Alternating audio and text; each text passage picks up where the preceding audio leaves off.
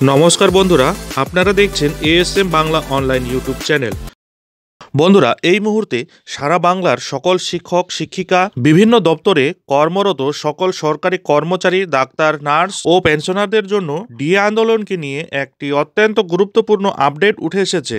হ্যাঁ বন্ধুরা, সম্পূর্ণ বিষয়টি আলোচনা করব এই ভিডিওর মাধ্যমে, তাই ভিডিওটি স্কিপ না করে শুরু থেকে শেষ পর্যন্ত অবশ্যই দেখুন এবং চ্যানেলে নতুন হলে চ্যানেলটিকে সাবস্ক্রাইব করে বেল আইকনটি বাজিয়ে অল নোটিফিকেশন অন করে দিন এই ধরনের গুরুত্বপূর্ণ আপডেটগুলি সবার আগে পেতে।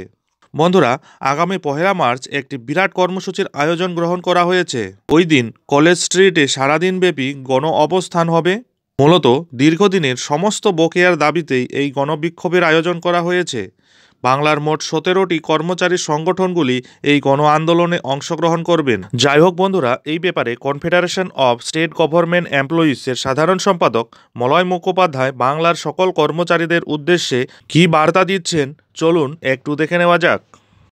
17টা সংগঠন একত্রে আগামী দিনে একটা বড় ধরনের যে আন্দোলনে নামতে চলেছি, তার প্রাথমিক কাজকর্ম আমাদের শুরু হয়েছিল 10ই জানুয়ারি 2024 মহাবোধি সোসাইটিতে সেমিনার, তারপরে 28শে জানুয়ারি 2024 আপনার ভারত সভা হলে কনভেনশন, এবং আগামী 1 মার্চ 2024 দুপুর 12:30 থেকে 5টা পর্যন্ত আমরা কলেজ স্কোয়ারে বা বিদ্যাসাগর যে মূর্তি, তার সামনে ধর্ণা অবস্থানে সামিল হব।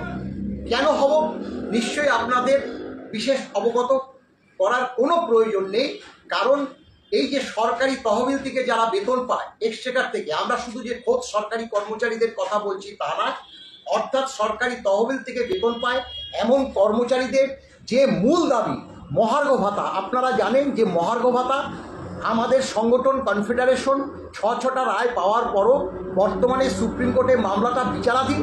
আমরা বলেছি 17টি সংগঠনকে যে আমরা প্রত্যক্ষভাবে এখনই এই মুহূর্তে যে সরকারের কাছে ডিএর দাবি, আমাদের শুধু কনফেডারেশন কোনো মেমোরেন্ডাম দিয়ে দেবে না, কারণ তাতে আদালত যাতে অবমাননা না হয় সেই দিকে আমাদের সতর্ক দৃষ্টি আছে। তবুও আমরা যে কর্মচারী সংগঠনগুলো আগামী দিনে আন্দোলন করছে তাদের সঙ্গে প্রত্যক্ষভাবেই আছি, শুধু ডিএ নয়।